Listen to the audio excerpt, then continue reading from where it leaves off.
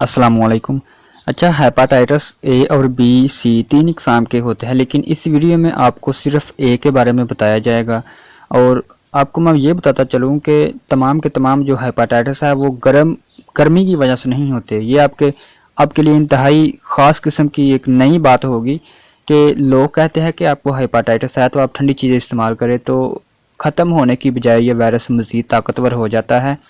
और उसके अलावा मैं इंशाल्लाह मज़ीद वीडियो बनाऊंगा हेपाटाइटिस बी और सी, यरकान जिसे कहते हैं, तो इनका असूली इलाज, प्रॉपर असबाब के सबब क्या है, इसका असूली इलाज कानून मुफरद अज़ा के मुताबिक कैसे इसका इलाज किया जाए, आम आदमी कैसे इसका इलाज कर सकता है, तो उनके तमाम जो मैं वीडियो बनाऊंगा उसका लिंक आपको इसी वीडियो की डिस्क्रिप्शन में प्रोवाइड कर दिया जाएगा। ठीक है, फ़िलहाल आप हेपाटाइटिस ए के बारे में समाअत फरमाएँ।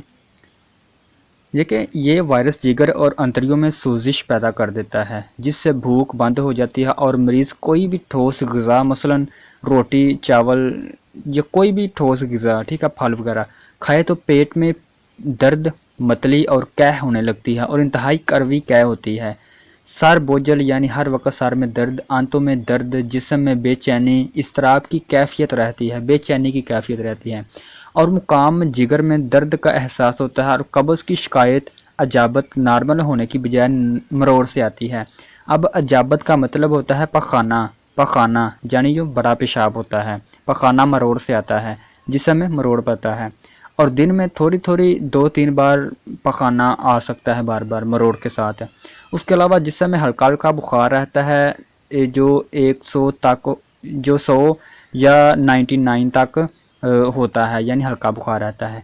जिगर और तली बढ़ जाती है। तकरीबन 2 हफ्तों बाद मरीज़ के चेहरे, आँखों और जिस्म पर सुफरा की ज़्यादती, सुफरा का मतलब जो है ये तिब्बी यूनानी का लफ्ज़ है सुफरा, और इसका जो कानून मुफरद अज़ा का लफ्ज़ गुद्दी इसको कहा जाता है। सादा अल्फाज में इसको कहते हैं गर्मी के असरात नज़र आने लगते हैं, वाज़ह हो जाते हैं। पेशाब और पखाने में सुफरा यानी गर्मी, बाइल साल्ट और वाइल्ट पिगमेंट्स खारिज होते हैं। खून में सुर्ख ज़र्रात RBC कम हो जाते हैं, खून के सुर्ख ज़र्रात कम हो जाते हैं, क्योंकि इन्हीं की तहरीर से बिलीरुबिन ज़्यादा बनता है।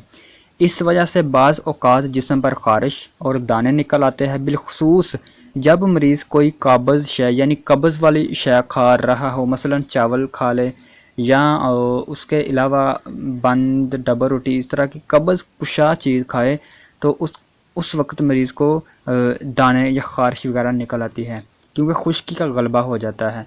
इस तरह मरीज़ में खून की कमी हो जाती है और इसका वज़न गिर जाता है। अब मैंने आपको तमाम की तमाम हेपाटाइटिस ए यानी यरकान जो ए होता है, पहली किस्म है, उसकी तमाम अलामात आपको बता दी है। इसका मजाज आपको मैं बता दूं कि इसका मजाज है गुद्दी उजलाती, इंतहाई शदीद किस्म का ये गर्म मजाज है, जिस समय गर्मी पैदा हो रही है, लेकिन पैदा होने के साथ साथ वो जमा हो रही है।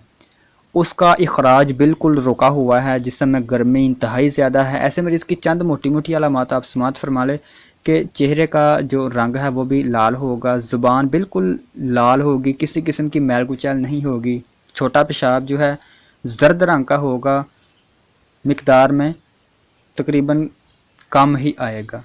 तो इंशाल्लाह चूँकि मैंने आपको बता दिया है कि मैं अब जो वीडियो इसके बाद बनाऊंगा वो हेपाटाइटिस बी पर होगी और उसके अलावा सी पर होगी, और उसके अलावा आपको मैं तशख़ीस का तरीका, अलामात, असबाब इंशाल्लाह सब कुछ तफसील के साथ बताऊंगा कानून मुफरद अज़ा के मुताबिक। आम आदमी भी अपना इलाज खुद कर सकता है बग़ैर किसी डॉक्टर की रहनुमाई लिए हुए, खुद समझ कर। देखिए, जब हमने आपको हर चीज़ बता दी, समझा दी, तो इंशाल्लाह आप भी माइंडी तौर पर, मेंटली तौर पर मुतमईन होगे कि जो आपको बताया जा रहा है, जो आपने सुना है वो बिल्कुल ठीक है।